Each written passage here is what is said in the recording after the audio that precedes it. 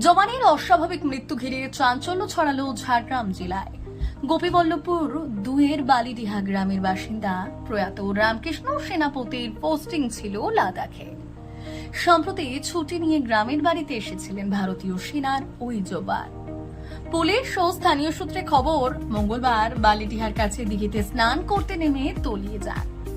খবর পেয়ে বিপর্যয় মোকাবিলা দলের সদস্যরা রাতের দিকে জওয়ানের নিথর দেহ উদ্ধার করেছেন।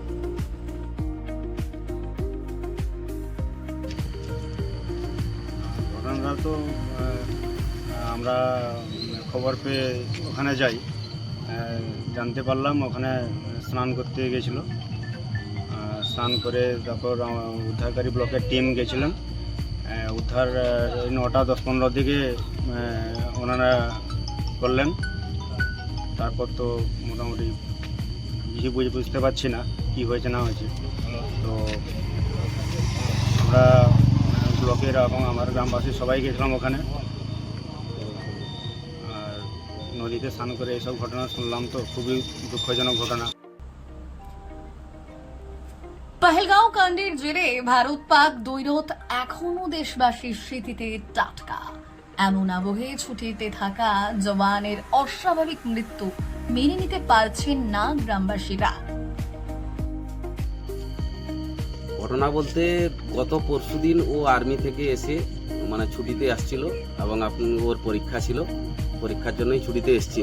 অতএব সেই সূত্রে গত পরশুদিন এসছে এবং গতকাল ওকে হঠাৎ করে ও যায় গোপীর দিকে। ওইখান থেকে তারপরে খবর আমরা পাই যে ওইখানে ডুলুঙে একটা স্নান করতে গিয়ে ওকে খুঁজে পাওয়া যাচ্ছে না। সেই হিসেবে আমরা যাই এবং সেখানে গিয়ে আমরা ওর বডি আমরা উদ্ধার করি এবং পার্শ্ববর্তী আমাদের যে ব্লকের যে ব্লক প্রশাসনের পক্ষ থেকে যারা আমাদের উদ্ধার কার্য টিম আছে ওরাই উদ্ধার করেন। আনুমানিক রাত 9টার সময় ওটাই আমরা জানতে পারি। কি মনে হচ্ছে বলতে আমরা দেখুন, এটা তো আমরা কিছু বলতে পারবো না। হঠাৎ করে বডি পাওয়া গেছে, গত পরশুদিন ভালোই ছিল, কালকে সকালবেলাও বাড়ি থেকে গেছে।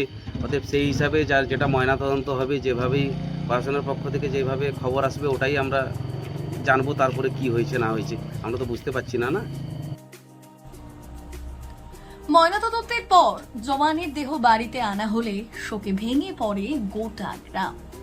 বাহিনীর সদস্যরা সতীর্থকে শেষ শ্রদ্ধা জ্ঞাপন করেছেন।